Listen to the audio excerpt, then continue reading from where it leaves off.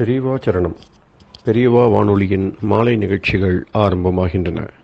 இன்றைய எமது நிகழ்ச்சிகள் நித்திய குரு பாதுகா பூஜா, ஸ்ரீ ரா கணபதி அவர்கள் எழுதிய புத்தகத்தின் ஒளிவடிவம், ஆன்மீக உரை, மகா பெரியவா மகிமை, உபன்யாசம். பெரியவா சரணம். பெரியவா சரணம்.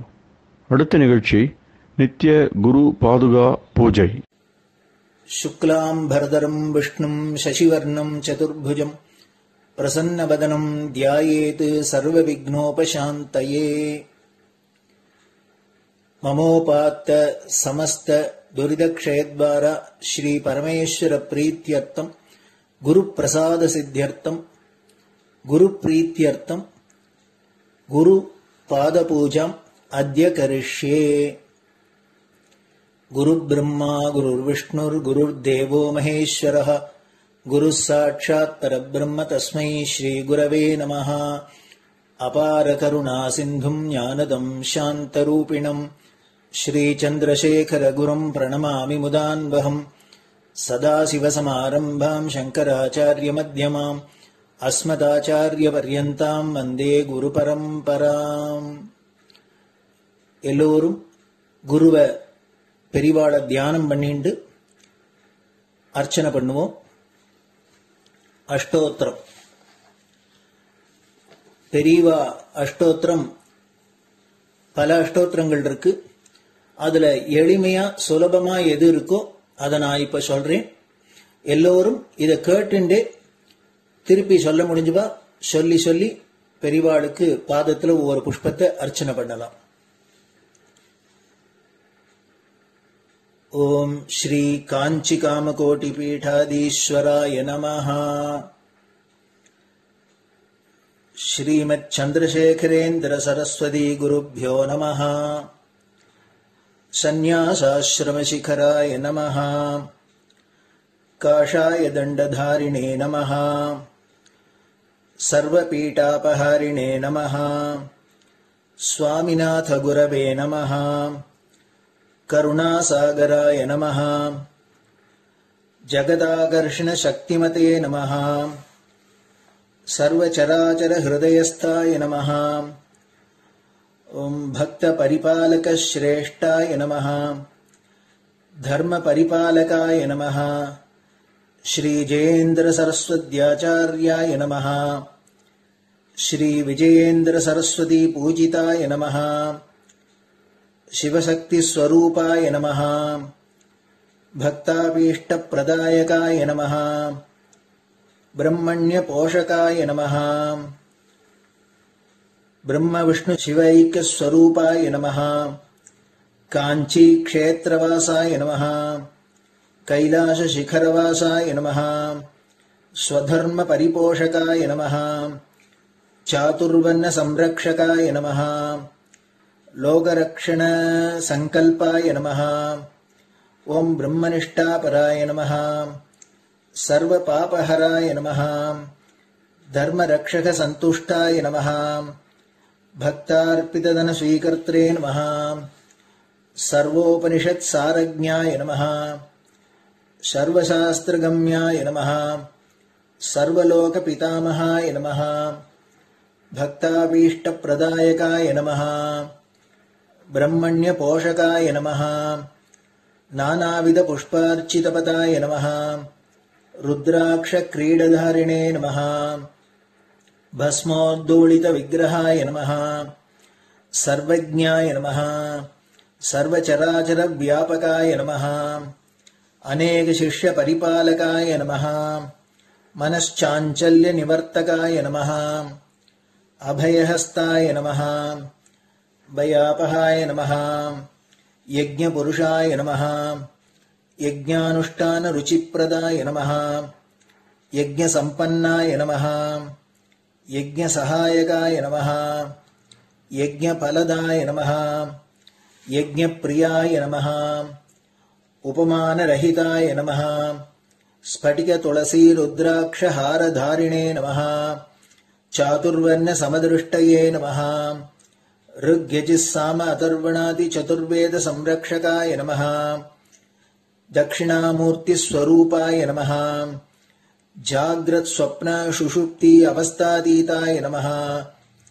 கோட்டி சூரிய துல்லிய தேஜோமே ஷரீராய நமஹ. சாது சங்க சம்ரக்ஷகாய நமஹ. அஸ்வகஜ கோபூஜா நிர்வர்த்தகாய நமஹ. குருபாதுக பூஜா துரந்தராய நமஹ. கனகாபிஷிக்தாய நமஹ. ஸ்வர்ண பில்வதள பூஜிதாய நமஹ. சர்வஜீவ மோக்ஷதாய நமஹ. மூக வாக்தான நிபுணாய நமஹ. நேத்ர தீக்ஷாதானாய நமஹ. द्वादशलिंग स्थापकाय नमः. गान रसप्रियाय नमः.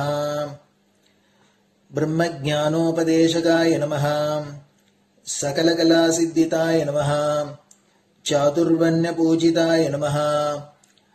अनेकभाषा संभाषण कोविताय नमः. अष्टसिद्धिप्रदायकाय नमः. ओम श्री शारदामठ सुस्थिताय नमः. नित्यान्नदान सुप्रीताय नमः. प्रार्थना मात्र सुलभाय नमः. पादयात्रा प्रियाय नमः. नानाविध मतपंडिताय नमः. श्रुति स्मृति पुराणज्ञाय नमः. देव यक्ष किन्नर किंपुरुष पूज्याय नमः. श्रवणानंदकर कीर्तये नमः. दर्शनानंदाय नमः. अद्वैतानंद भरिताय नमः. अव्याच करुणामूर्तये नमः. शैव वैष्णवादि मान्याय नमः. श्री शंकराचार्याय नमः. दंड कमंडलूहस्ताय नमः. वीणा मृदंग सकलवाद्य नाथस्वरूपाय नमः. रामकथा रसिकाय नमः. वेद वेदांग आगमादि सकलकला सतस्प्रवर्तकाय नमः. हृदय गुहाशयाय नमः. शतरुद्रीय वर्णितस्वरूपाय नमः. केदारेश्वरनाथाय नमः. अविद्यानाशकाय नमः. निष्काम कर्मोपदेशकाय नमः. लघुभक्ति मार्गोपदेशकाय नमः. लिंगस्वरूपाय नमः. सालग्राम सूक्ष्मस्वरूपाय नमः. कालड्यां शंकर कीर्तिस्तंभ निर्माणकर्त्रे नमः. जितेन्द्रियाय नमः. शरणागत वत्सलाय नमः. श्रीशैल शिखरवासाय नमः. डमरुकनाद विनोदाय नमः. वृषभारूढ़ाय नमः. दुर्मद नाशकाय नमः. आभिचारिक दोषहर्त्रे नमः. मिताहाराय नमः. मृत्युविमोचक शक्त्याय नमः. श्री चक्रार्चन तत्पराय नमः. दासानुग्रह कारकाय नमः. अनुराधा नक्षत्र जाताय नमः. सर्वलोक ख्यातशीलाय नमः. वेंकटेश्वर चरण पद्म षट्पदाय नमः. श्री महात्रिपुर सुंदरी समेत श्री चंद्रमौलीश्वर पूजा प्रियाय नमः. श्रीमच्चंद्रशेखरेन्द्र सरस्वती सद्गुरु परब्रह्मणे नमः. गुरुभ्यो नमः. परमगुरुभ्यो नमः. परमेष्टिगुरुभ्यो नमः. परात्परगुरुभ्यो नमः. गुरुपरम्पराभ्यां नमः. गुरुपादुकाभ्यां नमो नमः. அடுத்தது ஊதுபத்தி இருந்தா அதை காமிச்சு தூபம், நெய் தீபம் இருந்தா காமிச்சு அதை நெய் தீபம் தீபம் காமிச்சுட்டு நைவேத்தியம் நைவேத்தியம் வெத்தலைப்பாக்கு பழம் இதுலேருந்து ஆரம்பிச்சு அவளுக்கு எது சௌரியமோ அதுபடி நைவேத்தியம் பண்ணலாம். அதுக்கு அடுத்தது கற்பூர ஹாரத்தி பண்ணி எல்லோரும் பிரதட்சிண நமஸ்காரம் பண்ணி பெரியவாள்கிட்ட பிரார்த்தனை பண்ணிண்டு எல்லோரும் க்ஷேமமா இருக்கணும், லோகம் பரம மங்களமா சௌக்கியமா இருக்கணும், எல்லோரும் வியாதி வெக்க இல்லாத ஆயுராரோக்கிய ஐஸ்வர்யத்தோட சாந்தம் அமைதியோட ஞான வைராக்கியத்தோட எல்லோரும் நல்லவர்களாயிருந்து நன்மையை அடையணும்னு பிரார்த்தனை பண்ணி இந்த பூஜையை தினம் செய்யலாம். குரு பிரம்மா குரு விஷ்ணுர் குரு தேவோ மகேஸ்வரः குருः சாட்சாத் பரபிரம்ம தஸ்மை ஸ்ரீ குரவே நமः. அபார கருணா சிந்தும் ஞானதம் சாந்தரூபிணம் ஸ்ரீசந்திரசேகர குரும் பிரணமாமி முதான்வகம். சதாசிவசமாரம்பாம் சங்கராச்சார்யமத்யமாம் அஸ்மதாச்சார்யபர்யந்தாம் வந்தே குருபரம்பராம்.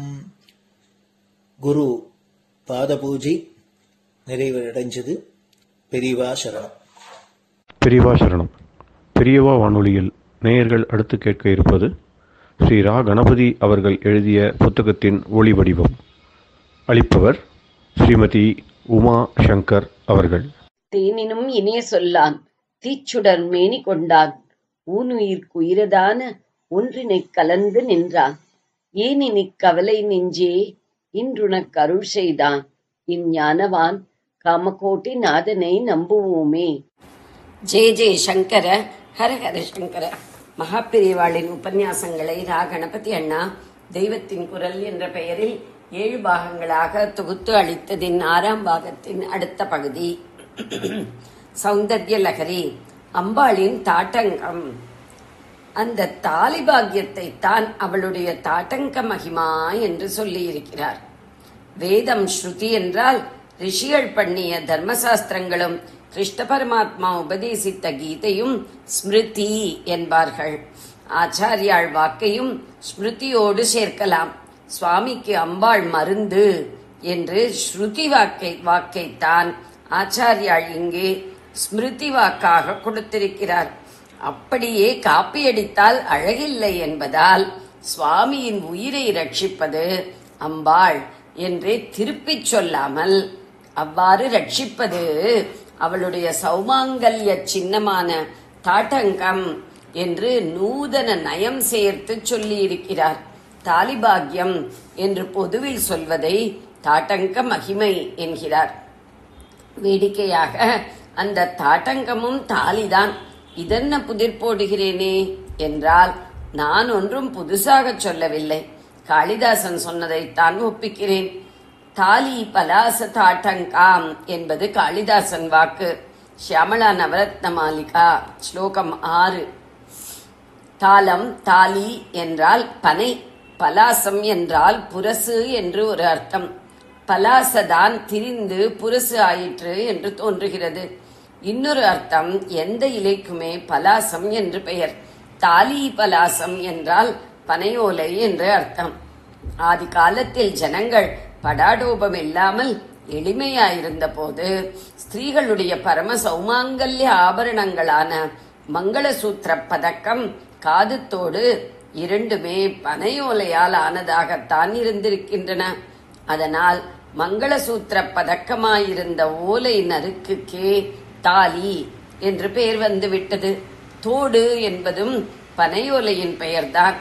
காதிலும் அந்த ஓலையை சுருட்டித்தான் போட்டுக்கொண்டிருந்திருக்கிறார்கள். நானே பார்த்திருக்கிறேன். அநேக குடியான ஸ்திரீகள் அப்படி போட்டுக்கொண்டு பிற்கால ஜம்ப வழக்கங்கள் வராத ஆதி நாளில் பிராமண ஸ்திரீகள் உள்பட காளிதாசன் வாக்குப்படி சாட்சாத் பராசக்தி உள்பட எல்லாரும் ஓலைத்தோடுதான் போட்டுக்கொண்டிருந்திருக்கிறார்கள். அதனால்தான் பிற்காலத்தில் ஏகச் செலவில் வைரத்தோடு போட்டுக்கொண்ட போது கூட அதை வைர ஓலை என்று சொல்லும் வழக்கம் ஏற்பட்டது. கம்மல் என்றும் தோட்டை சொல்வது. கமலம், கமல் என்பதுதான் அப்படியானது. நடுவே ஒரு கல், சுற்றிலும் 6 என்று. நடுவே கர்ணிகையும் சுற்றி இதழுமாக ஒரு தாமரை இருக்கிறார் போல தோடு கட்டியதால் கமலம் என்று பெயர் வைத்து கம்மல் ஆயிற்று. அப்படி கட்டப்படுகிற வைரக்கல்லுக்கும் அதனாலேயே கமலம் என்று பெயர் வந்தது. நல்ல உடானி கமலம் என்று உசந்த வைரத்தை சொல்வார்கள். இத்தனை ஜம்பம் டம்பம் டாம்பீகம் வந்துவிட்ட இன்றைக்கும் அம்பாள் பூஜையில் அவள் போட்டுக்கொள்கிறார் பரம எளிமையான கருகுமணியும் பச்சோலையுமே சுமங்கலிகளுக்கு கொடுக்கிறோம். தாலியில் தாளம் பனை என்று தெளிவாகவே தெரிகிறது என்றால் தாட்டங்கம் என்ற ஸ்ரோத்ராபரணமும் காதணியும் தாளத்தின் அடியாக பிறந்ததுதான். தாளம் என்பது தாடம் ஆகும் என்றும் ஆகும். அங்கம் என்றால் சின்னம். தாடத்தாலான மங்களச் சின்னம் தாடங்கம். தாடபத்திரம் என்று கூட அந்த ஆபரணத்தை சொல்வதுண்டு. தாலீபலாசம் என்ற பனையோலையே தாட்பத்திரம் என்பதும் தாடங்கம் என்பதே அப்புறம் தாட்டங்கம் என்று வந்திருக்கிறது. தோடு அதற்கு வேறாக குண்டலம். இந்த நாள் லோலாக்கு ஜிமிக்கி என்று இல்லாமல் தோடு குண்டலம் இரண்டும் சேர்த்து பண்ணிய நகை தாட்டங்கம் என்று தோன்றுகிறது. தாலி தோடு இரண்டும் விசேஷமான சௌமாங்கல்யாபரணங்களாகும். சுமங்கலித்துவம் போனால் கழுத்தை விட்டு தாலி இறங்குவது போலவே காதை விட்டு தோடோ தாட்டங்கமோ இறங்கிவிட வேண்டும். அதனால் ஒரு புருஷனின் நல்ல ஆயுர்பாவத்தை பெரிய கண்டத்தில் கூட அவன் பிழைப்பதை தாலி பாக்கியம் என்று சொல்கிற மாதிரி தாட்டங்க பாக்கியம் என்றும் சொல்ல நியாயமுண்டு. அதைத்தான் ஆச்சாரியாள் தாட்டங்க மகிமை என்கிறார். பங்கு போட்டுக்கொண்டு அமிர்தம் சாப்பிட்ட அத்தனை தேவர்களும் அழிந்து போனார்கள். யாருக்கும் பங்கில்லாமல் தானே மிச்சம் மீதி இல்லாமல் விஷத்தை சாப்பிட்ட உன் பதி அழிவே இல்லாமல் இருக்கிறான் என்றால் அது உன் தாட்டங்க மகிமைதானம்மா. தவ ஜனனி தாட்டங்க மகிமா என்கிறார். ஸ்தோத்திரத்திற்கு விசேஷம் ஜாஸ்தி. பஞ்சபூதங்களில் உசந்ததான ஆகாச தத்துவத்தில் எழுகிற சப்தத்தை கிரகிப்பதாக பஞ்சேந்திரியங்களில் இருப்பது அதுவே.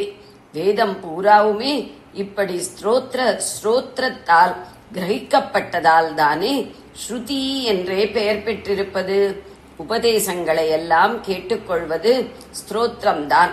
அம்பாள்தான் குருஸ்வரூபிணி. ஆனாலும் அத்தனை ஆகமங்களையும் மந்திரங்களையும் அவள்தான் சிஷ்யாயிருந்து பதியும் குருவுமான ஈஸ்வரனிடமிருந்து தன்னுடைய ஸ்ரோத்திரத்தினால் கேட்டுக்கொண்டாள்.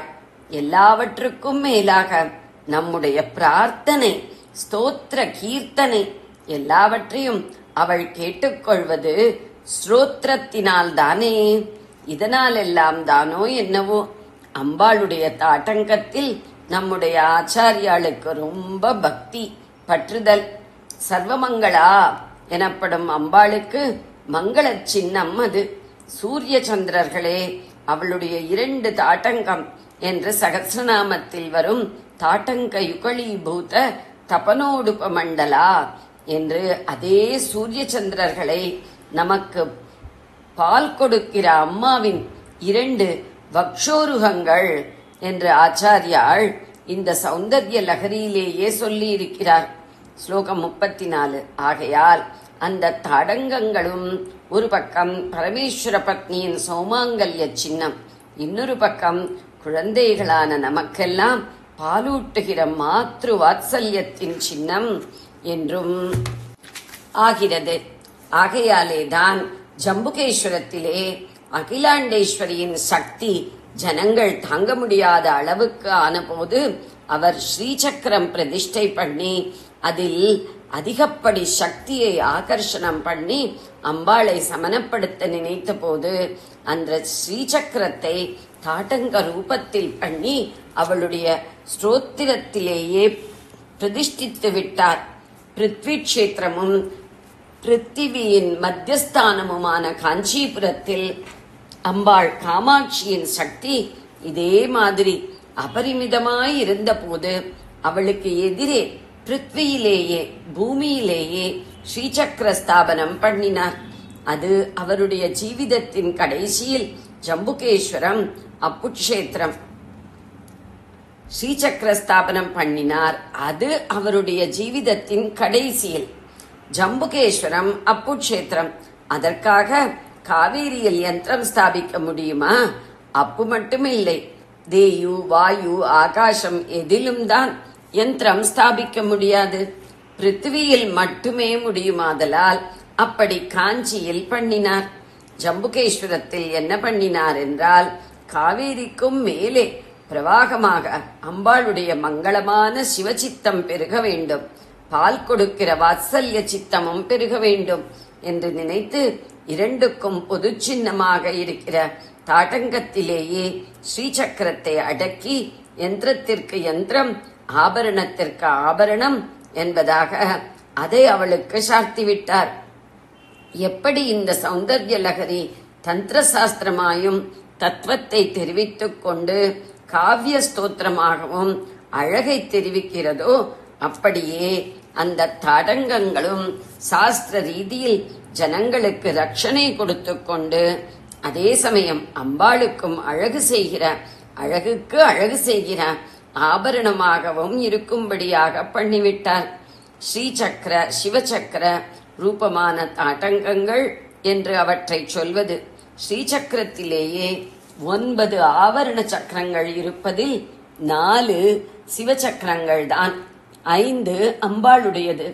நம்முடைய ஸ்தோத்திரத்திலேயே முன் ஸ்லோகம் ஒன்றில் ஸ்லோகம் 11 சதுர்பிகி ஸ்ரீகண்டைகி சிவயுவதிபிகி பஞ்சபிரபி என்று இதையும் சொல்லி இருக்கிறார்.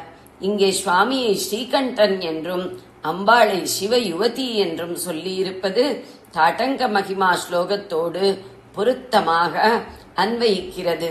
ஸ்ரீகண்டன் என்றால் நீலகண்டன் தான். விஷத்திற்கும் ஸ்ரீ என்று பெயர் இருப்பதை வைத்துத்தான் ஸ்ரீகண்டன் என்பது. தாட்டங்க மகிமை ஸ்லோகத்தில் விஷம் சாப்பிட்டவன் அழிவில்லாமல் இருக்கும் அதிசயத்தை தான் சொல்கிறார். சிவயுவதி என்று அவளை அவனுடைய பத்னி என்று பெயர் கொடுத்து சொல்லியிருப்பது அவளுடைய சௌமாங்கல்யத்தையும் உக்ரமில்லாத ரௌத்ரமில்லாத சிவமான அனுகிரக சித்தத்தையும் தெரிவிப்பதாக இருக்கிறது. இவளை ருத்ரஸ்ய பேஷஜி என்று வேதம் சொல்லிற்று. ஆச்சாரியாள் நாளில் இவளுடைய சக்தியே ஜனங்களுக்கு ரௌத்ரமாகி தாங்க முடியாமல் ஆயிற்று. வாஸ்தவத்தில் அது ரௌத்ரமாகவில்லை. கலிகால ஜனங்களின் சக்தி குறைந்து போனதால் தான் அம்பாள் மூர்த்தத்தில் ஆதியில் பிரதிஷ்டையாயிருந்த நிறைவான ஜீவகலா சக்தியை அவர்களால் தாங்க முடியவில்லை. நமக்கு உடம்புக்கு வந்து பலகீனமாகிற போது புஷ்டியும் ஆரோக்கியமும் தரும் நல்ல ஆகார வஸ்துக்களே ஜெரிக்க முடியாமலாகி கஞ்சிதான் நல்லது என்று ஆகிறதல்லவா? அப்படி அம்பாளுடைய அனுகிரக சக்தியையே அப்போது டைல்யூட் பண்ணினால்தான் தாங்கிக் கொள்ள லோகத்திற்கு சக்தி இருந்தது. அப்போதுதான் ஆச்சாரியாள் எக்ஸ்ட்ரா சக்தியை ஸ்ரீசக்கர தாட்டங்கங்களில் அடக்கி அதையும் அவளுக்கே ஆபரணமாக போட்டார். ஸ்லோகத்தில் அவர் சொல்கிற விஷபான கதையில் அவருக்கு மூலவரான ஈஸ்வரனுக்கு அவள் உக்ரமான விஷத்தை கண்டபூஷணமாக்கினாள் என்றால், அவரோ அம்பாளுடைய உக்ரத்தையே, அதாவது ஜனங்களின் அபலஸ்திதியில் உக்ரமாக தோன்றிய ஜீவகலையையே அவளுக்கு கர்ணபூஷணமாக்கினார். ஒரு விஷயத்திற்கு சின்னமாக ஏதோ சிம்பல் என்று வைக்காமல் மனசிலே ஆழமாக பட்டு, முக்கியமாக மகான்கள் ரிஷிகள் மனசில் ஆழமாக பட்டு அந்த சிம்பலை வைக்கும்போது அந்த மூலமான விஷயத்திற்கே இந்த சின்னம் புஷ்டி சேர்ப்பதாக ஆகிவிடுகிறது. சின்னத்துக்கு ஹானி ஏற்பட்டால், இது போய்விட்டால் அது மூலமான விஷயத்திற்கே ஹானி உண்டாக்குகிறது. சின்னத்திற்கே ஒரு ஜீவசக்தி உண்டாகி விடுவதால் இப்படி நடக்கிறது. பிரம்மண்யத்திற்கு சின்னமான உபவீதம் பூணூல் போட்டுக்கொண்டால் பிரம்மண்யமே விருத்தியாகிறது.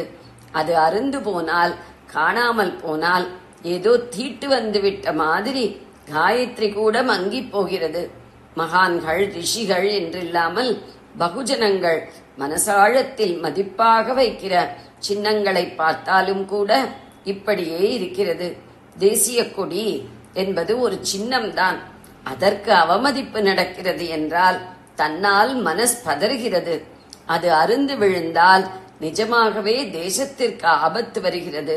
இந்த பகுத்தறிவு யுகத்திலும் கொடி, கான்ஸ்டிடியூஷன் புஸ்தகம் முதலியவற்றை அவமதித்தால் கடுமையாக சிட்சிக்க வேண்டும் என்று சட்டம் பண்ணி இருக்கிறார்கள். பைபிள் புஸ்தகம் ஒரு சின்னம்தான். ஆனாலும் நல்ல வழியிலே போவதற்கான புஷ்டியை கொடுக்கும் ஜீவசக்தி அதற்கே இருக்கிறது என்ற அபிப்பிராயத்தில்தான் அமெரிக்கா பிரசிடென்ட் கூட அதை கையில் வைத்துக்கொண்டு விஸ்வாச பிரமாணம் எடுத்துக் கொள்கிறார். சிரித்து நாஸ்திகர்கள் கருப்பு அல்லது கருப்பு சிவப்பு சின்னக்காரர்களில் ஒரு பிரிவினர் மதாபிமானத்தை ஒப்பியதற்கு முன்னாளில் கூறியது. கருப்பு சிவப்பில் உயிரையே வைத்து பெறுகிற மனோபுஷ்டி ஆஸ்திகார் என்று சொல்லிக் கொள்ளும் நாம் நம்முடைய சமய சின்னங்களில் வைக்கிறோமா பெறுகிறோமா என்று இருக்கிறது. சின்னத்தால் அது சிம்பலைஸ் செய்யும் விஷயத்திற்கே ஹானி விருத்திகள் ஏற்படுகிறது என்பதற்காக சொல்ல வந்தேன். தாட்டங்க விஷயம் அப்படித்தான். அதாவது பத்திக்கு ஹானி என்றால் தாட்டங்கம் இறங்க வேண்டும் என்பது மட்டுமில்லை, அந்த தாட்டங்கம் இறங்காதிருந்தால் பதிக்கு ஹானியே ஏற்பட முடியாது.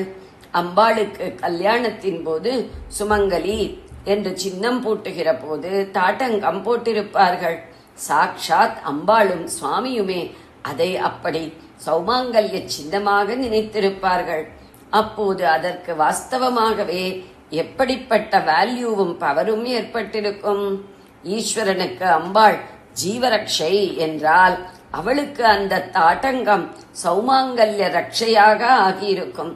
அதற்கே ஒரு ஜீவசக்தி உண்டாகி அப்படி ரட்சித்திருக்கும்.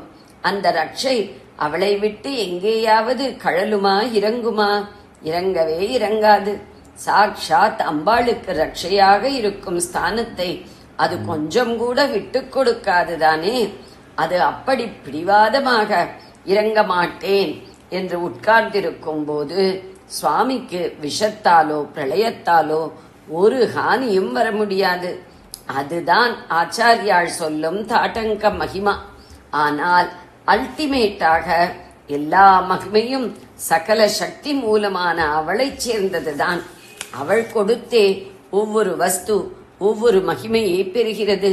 மகிமை வாய்ந்த எது இருந்தாலும் அது மம தேஜோம்ச சம்பவம், என் சக்தியின் அம்சமாக தோன்றியதே என்று கிருஷ்ண பரமாத்மா சொல்லி இருக்கிறார்.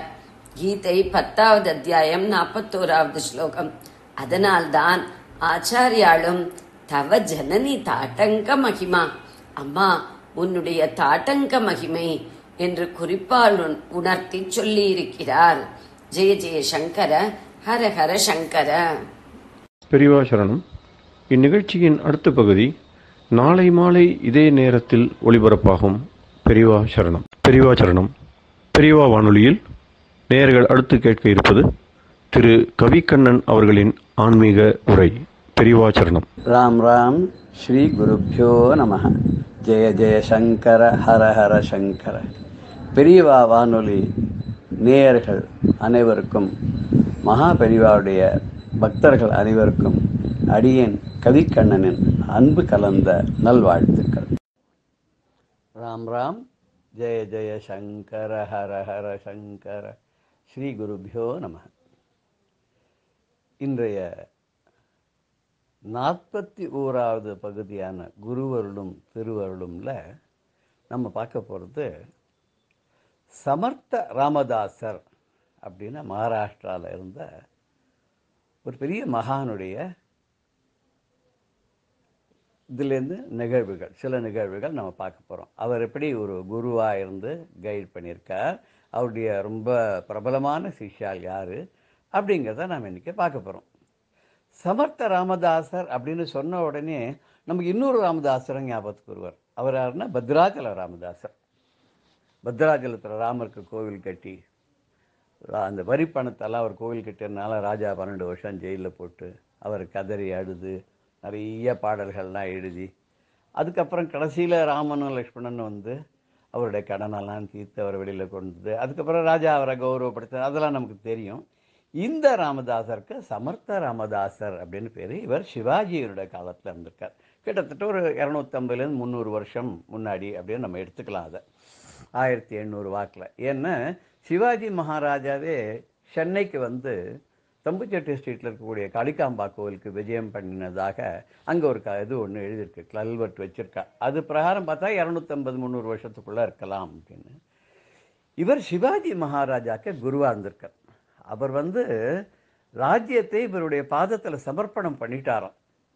சமர்ப்பணம் பண்ணிட்டு இது உங்களுடைய நாடு, நீங்கள் எப்படி சொல்கிறீங்களோ உங்களுடைய தாசனாக இருந்து நான் ஆட்சி பண்ணுறேன் அப்படின்னு சொல்லிட்டு சொன்னாராம்.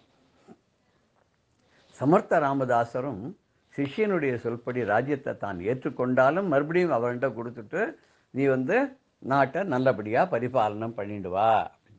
இந்த குருவுடைய அருள் இருந்ததுனால்தான் சிவாஜியை யாராலும் ஒன்றுமே பண்ண முடியல. அது தெரியல. அவுரங்கசீப்னு சொல்கிறா, வேற எந்த முஸ்லீம் மகாஜாவா கூட இருந்திருக்கலாம், பாதுஷாவாக இருக்கலாம். எத்தனையோ தடவை படையெடுத்தான், சிவாஜியை ஒன்றும் ஜெயிக்க முடியல. ஒரு தடவை சிவாஜியை திருட்டுத்தனமாக கைது பண்ணி கூட கொண்டு போய் அங்கே ஜெயிலில் வச்சான். அப்போ சிவாஜி ஒரு சாப்பாட்டு கூடக்குள்ளே ஒளிஞ்சின்னு வெளியில் வந்துவிட்டார். வெளியில் அங்கே இருக்கிறவா எல்லாரையும் அப்படி சம்ஹாரம் பண்ணிட்டு இங்கே வந்துவிட்டார்.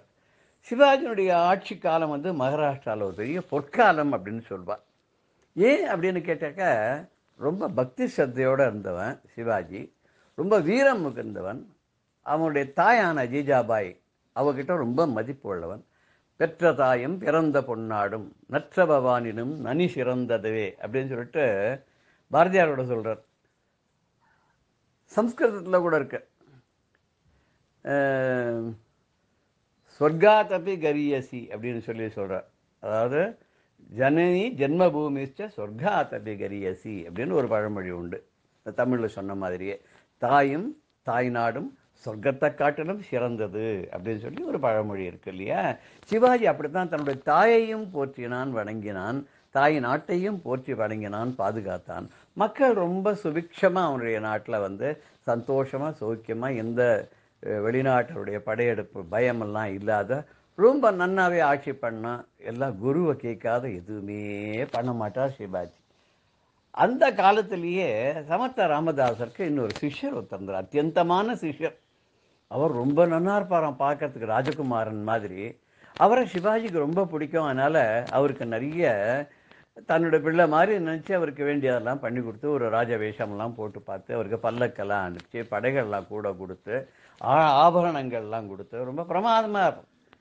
ஸோ எல்லா சிஷ்யர்களுடைய சமர்த்த ராமதாசர் வரும்போது இவர் மட்டும் தனியாக தெரிவாராம், இந்த புது சிஷ்யர். அந்த சிஷ்யருக்கு என்ன பேர் அப்படின்னு கேட்டால் ரங்கநாத கோஸ்வாமின்னு பேர். குரு எங்கேருந்து கூப்பிட்டாலும் ரங்கநாதா அப்படின்னு கூப்பிட்டா குருவே சரணம் அப்படின்னு உடனே நிற்பாராம். எல்லாத்துக்கும் அவர் குருவே சரணம் அப்படின்னு. குரு ஸ்மரணத்தை தவிர வேற ஒன்றும் கிடையாது. எது நடந்தாலும் அது குருவனுடைய ஆக்ஞைப்படி, குருவனுடைய இஷ்டப்படி, குருவனுடைய சங்கல்பப்படி அப்படின்னு தான் எடுத்துப்பார். நல்லது நன்றே வருகினும் தீதே வருகினும் நான் அறிவது ஒன்றேயும் இல்லை, அன்றே எனக்குள்ளவெல்லாம் உனதென்று அழித்து விட்டேன், அழியாத குணக்குன்றே அருட்கடலே இமவான் பெற்ற கோமளமே அப்படின்னு அபிராமி பெற்றவர் சொல்கிறார் இல்லையா. நல்லது வந்தாலும் சரி, கெட்டது வந்தாலும் சரி, எனக்கு எதுவுமே தெரியாது, எல்லாம் உங்ககிட்ட நான் போட்டுட்டேன், உன்னோடதுன்னு. எல்லாத்தையும் நீதான் பார்த்துக்கணும் யோகக்ஷேமத்தெல்லாம் சொல்கிறார் இல்லையா. அதே மாதிரி தான் இங்கே நல்லது வந்தாலும் கெட்டது வந்தாலும் எனக்கு தெரியாது. இந்த இதில் சொல்வாளே மார்ஜார நியாயம் மர்க்கட்ட நியாயம்னு. அந்த மர்க்கட்ட நியாயங்கிறதுல கெட்டியமாக அந்த குழந்தை குட்டி குரங்கு அம்மாவை கெட்டியமாக பிடிச்சிக்குமா. அது மரத்துக்கு இங்கேருந்து மலைக்கு எங்கே தாவினாலும் பொறுப்பு யாரோடதுன்னா அந்த குழந்தை பத்திரமா தான் பிடிச்சிக்கணும் கெட்டியமா. ஆனால் அந்த மார்ஜார நியாயம்ங்கிறது எப்படின்னாக்கா, பூனை குட்டி இருப்பாரு, எனக்கு ஒன்றும் தெரியாதும்மா, எனக்கு காப்பாற்ற வேண்டியது உன் பொறுப்பு. அப்போது அந்த பூனை என்ன பண்ணுறது, இந்த குட்டியை கழுத்தில் கவ்விண்டு எல்லா இடத்துக்கும் போகிறது, 9 தடவை குட்டியை மாற்றும்னு கூட சொல்லுவாள். அதுக்காக ஒரு கான்ஃபிடன்ஸ் இந்த குட்டி இனிமேல் தனக்கு தானே பழச்சிக்கும், எதுவும் தேவையில்லை அப்படின்னு தெரிஞ்ச உடனே எல்லா ட்ரைனிங்கும் பிடிச்சி அதுக்கு சொல்லி கொடுத்து எல்லாம் முடிச்சப்புறம் இது நீ யாரோ நான் யாரோன்னு கிளம்பி போயிடும் அப்படின்னு சொல்லுவாள். அதில் அந்த மார்ஜார நியாயத்தில் அந்த சின்ன குட்டி இருக்கு இல்லையா, அந்த பூனைக்குட்டி, அது எனக்கு ஒன்றும் தெரியாது அம்மா, நீ தான் என்னை காப்பாற்றுன்னு அப்சல்யூட் சரண்டர். அது மாதிரி இவர் Ranganatha Goswami absolute surrender to guru. ஒரு சமயம் என்ன ஆச்சு, மற்ற சிஷ்யாலாம் சமர்த்த ராமதாஸ்கிட்ட போய், குருவே இந்த ரங்கநாதன் இருந்து இந்த மாதிரிலாம் இருக்கிறத நமக்கே ஒரு மாதிரி அகோரமாக இருக்குது, இந்த மாதிரிலாம் அந்த 4 பேர் தப்பாக பேச மாட்டாளா, உங்ககிட்ட சிஷ்யனை இப்படி பட்டாட்டோப்பமாக ஆடம்பரமாலாம் வாழலாமா? ஓ அப்படியா, நான் கூப்பிட்றேன். ரங்கநாதா உனக்கு இதெல்லாம் வேண்டாமேப்பா, விட்டுறேன், குருவே சரணம் அப்படின்னார். எல்லாரையும் போங்கன்ட்டார். ராஜா அனுப்பிச்ச ஆளுகள்லாம் போங்கன்ட்டார். ராஜா கொடுத்த ட்ரெஸ்ஸு, ராஜா கொடுத்த நகைகள், பட்டம், பதவி எல்லாத்தையும் கையில் கழட்டி கொடுத்து எடுத்துன்னு போங்க எல்லாத்தையும் அப்படின்ட்டு இடுப்பில் ஒரு துண்டை மாத்திரம் கட்டிட்டு இவரோட போக ஆரம்பிச்சிட்டார். அப்போ ஒரு நாளைக்கு என்ன ஆச்சுன்னாக்கா, இப்படி மத்தியானம் 10-11 மணிக்கு அப்படி பிக்ஷா இதுக்காக வந்ததுக்காக போயின்னு இருக்கும்போது ஒரு காட்டு பகுதி, ஒரு பாறாங்கல், அது மேலே ரங்கநாதா நீங்கள் உட்காந்துட்டு கண்ணை மூடிட்டு தபஸ் பண்ணிட்டு நாங்கள் வர வரைக்கும், நாங்கள் போய் பிக்ஷை எடுத்துன்னு வரோம், வந்த அப்புறம் உனக்கும் தரோம், நாங்கள் வர வரைக்கும் ஏந்திருக்காத கண்ணை மூடி இங்கேயே இரு அப்படின்ட்டு போயிட்டார். இதுக்கு நடுவில் வேட்டையாட வந்த ராஜா தனியா ரங்கநாத கோஸ்வாமி உட்கார்ந்துட்டு தபஸ் பண்றதை பார்த்தோன்னா, ஐயோ இந்த படபடக்கிற 12 மணி வெயில்ல நேர சூரியனுக்கு கீழே அப்படியே இந்த இதுல பாறாங்கல்ல உட்காந்து தபஸ் பண்றாரு அப்படின்னு சொல்லிட்டு தான் கொண்டு வந்த அந்த கூட எடுத்துன்னு வந்த அந்த கூடாரங்கள் எல்லாம் போட்டு சுற்றி வர வந்து சிப்பாய்கள்லாம் நிறுத்தி, யானை குதிரையெல்லாம் பக்கத்துலாம் நிறுத்தி, தான் சாப்பிட்றதுக்கு கொண்ட பழங்கள் எல்லாத்தையும், கனி வகைகள் எல்லாத்தையும் ஒரு முன்னாடி வச்சு இவனும் அவருக்கு சாமரம் போட்டு நின்றுட்டு இருந்தான். கொஞ்ச நாளைக்கெல்லாம் சிஷ்யாளோட சமர்த்த ராமதாசர் வந்து பார்த்தா திருப்பி அதே ராஜபோகத்தோட அவர் இருக்கார். அடட்டா! உடனே ரங்கநாதா அப்படின்னு கூப்பிட்டார். குருநாதர் சரணம், குருவே சரணம் அப்படின்னு கண்ணை தந்தா. இதெல்லாம் என்னப்பா என்ன? குருவே சரணம் அப்படின்ட்டார். மறுபடியும் எல்லாம் குரு தான், எனக்கு ஒன்றும் தெரியாதுன்னு. அப்போ சமர்த்த ராமதாசர் சிஷ்யாட்ட சொன்னாராம், அவனுக்கு பற்றே கிடையாது, அவனுக்கு வேணுங்கிறதும் கிடையாது, வேண்டாங்கிறதும் கிடையாது. வேண்டுதல் வேண்டாமை இலான் அப்படின்னு சொல்லிட்டு அவன் எதுவுமே இல்லாத, அவனுக்கு எது கிடைச்சாலும் கிடைக்காட்டாலும் அது குருவனுடைய அனுகிரகம் அப்படின்னு இருக்கிறதுனால நம்ம வேண்டான்னு தடுத்தாலும் அவனுக்கு வர வேண்டியதெல்லாம் வந்துடுது பார்த்தல. அதனால அவனை நீங்கள் ஒரு பெரிய தவறாக நீங்கள் பார்க்கக்கூடாது. இது மாதிரி ஒருத்தரும் ஒரு குருவிட்ட சரண் அடைஞ்சு குருவே சரணம்னு சொல்லிட்டு எல்லாம் குருவனுடைய சங்கல்பத்தினால் தான் நடக்கிறது அப்படிங்கிற ஒரு எண்ணம் வந்துடுத்துன்னு சொன்னாக்க அவள் எதுவுமே தப்பாப்படாது. கிடைச்சாலும் சரி, கிடைக்காட்டாலும் சரி. அப்படி இருந்தவர் தான் ரங்கநாத கோஸ்வாமி. அந்த ரங்கநாத கோஸ்வாமி பின்னாடி ஒரு பிற்காலத்தில் ரொம்ப பெரிய ஒரு மகானாக திகழ்ந்து ராமதாசருடைய பெருமையையும் அவருடைய பிரதாபங்களையும் வெளியில் ரொம்ப அழகாக எல்லாருக்கும் தெரியும்படியாக பண்ணார்னு சொல்லுவாள். இது ரொம்ப ஒரு அசாத்தியமான ஒரு சமாச்சாரம். நமக்கு சமர்த்த ராமதாசர், மகாராஷ்டிரா, சிவாஜி இதெல்லாம் சொல்லிட்டு வரும்போது மகாராஷ்டிரான்னு சொன்னாலும் நமக்கு இன்னொரு ஞாபகம் கூட வரும். ஷீரடி சாய்பாபா கூட ஞாபகம் வரும். அவரும் சின்ன வயசுலேயே அவர் எப்போ பிறந்தார், எங்கேருந்து வந்தார்னு யாருக்குமே தெரியாது. அவருக்கு குரு சில பேர் சொல்கிறார் அக்கல்கோட் மகாராஜ் அப்படின்னு கூட சொல்கிறார். அங்கேருந்து ஷோலாப்பூர்லேருந்து இங்கே போகும்போது இது ஒரு பக்கம் அது ஒரு பக்கம் இருக்குதுன்னு சொல்லுவாள். அக்கல்கோட் மகாராஜ்னு சொல்லிட்டு அவர் தான் ஷிரடி பாபா குருன்னு சொல்லுவாள். ஒருத்தர் ஒன்று சொல்லுவார். ஷிரடி பாபாவே ஒரு சின்ன வயசில் அந்த ஷிரடியில் இருந்தார், திடீர்னு காணாது போயிட்டார். அதுக்கப்புறம் கீழே பூமிக்கு அடியில் தபஸ் பண்ணார், 10 வருஷம் கழிச்சு மறுபடியும் வந்தார் அப்படின்லாம் சொல்லுவாள். அவருக்கு பாபாக்குன்னு தனியாக சிஷ்யாலாம் இருந்தாளா, அவர் சிஷ்ய பரம்பரை வளர்த்தாருன்னா கிடையாது. ஆனால் அவர் பண்ணதெல்லாம் ஒன்றே ஒன்று தான். ஷிரடி பாபா பண்ணது ஒரே ஒரு காரியம் என்னன்னா, அவர் யாருக்குமே தெரியாது, ஹிந்துவா முஸ்லீமானு கூட தெரியாது. ஏன்னா அவர் யாரோ ஒரு ஃபக்கீர் வளர்த்தான்னு சில பேர் சொல்லுவா. அவர் ஒரு அந்தன வம்சத்தில் பிறந்தவர்னு சில பேர் சொல்லுவா. சின்ன குழந்தைகளை பார்க்கும்போது தேஜஸ்வியான ஒரு பிரம்மச்சாரியாக பார்த்துருக்கோன்னு சில பேர் சொல்கிறா. அதனால அதனுடைய ரிஷிகள், முனிவர்கள், நதிகள் அதனுடைய மூலம்லாம் நமக்கு தெரியவே தெரியாது இல்லையா. ஷிரடி பாபா ஒரு பாழடைஞ்ச மசூதியில் தான் வாழ்ந்துட்டு இருந்தார். அங்கே எப்போ பார்த்தாலும் 24 மணி நேரமும் அக்னி வளர்த்து அந்த அக்னியை பாதுகாத்துருந்தார். யார் அக்னியை பாதுகாப்பா? வேத வித்துக்களாக இருக்கிறவா தான் அக்னியை பாதுகாப்பா. வேதத்துலேயும் ஸ்மிருதியிலையும் ஸ்ருதியிலையும் நம்பிக்கை இருக்கிறவா தான் பண்ணுவா. அப்போ அவர் ஹிந்துவாக தான் இருக்கணும். ஆனால் மாஸ்கில் ஏன் இருந்தார்? முஸ்லீமா இல்லை முஸ்லீமால் வளர்க்கப்பட்டதுனால அப்படின்னு பல பேருக்கு தெரியவே தெரியாது. ஆனால் எல்லாருக்கும் அவர் என்ன சொல்வார் அப்படின்னு கேட்டால், யார் போனாலும் எல்லாம் சப்கா மாலிக் ஏக் ஹை அப்படின்பார். எல்லாருக்கும் தலைவன் ஒத்தந்தான். அல்லா மாலிக் அப்படின்பார். யார் மாலிக் அப்படின்னா தலைவன்னா அல்லா தான்பார். நம்ம இதில் கூட ஒரு பாட்டு இருக்கு இல்லையா, உலகலாம் உணர்ந்து ஓதற்கரியவன்.